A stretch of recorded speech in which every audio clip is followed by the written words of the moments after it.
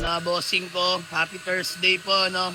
So, ito na yung ating Toyota Wigo. Tapos na ma-detailed interior. Exterior na lang tayo, mga boss. At patapos na rin. Binabuffing na lang yung hood, mga bossing ko.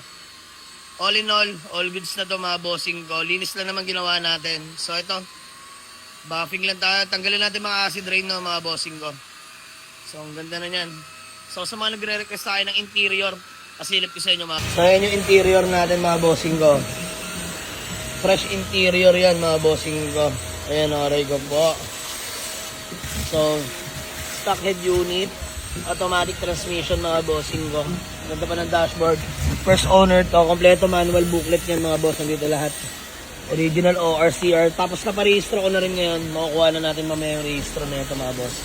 So, pwede nyo i-viewing sa akin to. Ayan yung likuran. Solid po, mga bossing ko. Ganda ng Wigo na to. So, yun lang, mga boss. Walk-in lang sa garahe. Ayan. Na-detailed na labas at loob. Na-buffing na rin natin. Natanggalan natin yung mga acid rain, mga bossing ko. So, ayan. All good sa mga boss. Walk-in lang kayo. Dami nyo rin naman pagpipilian dito, mga bossing ko. Ayan, dami tayong available na unit. Punong-puno tayo. Meron pa tayo sa labas. Mga 6 na unit yun nakapark sa labas. So, let's go, mga bossing ko.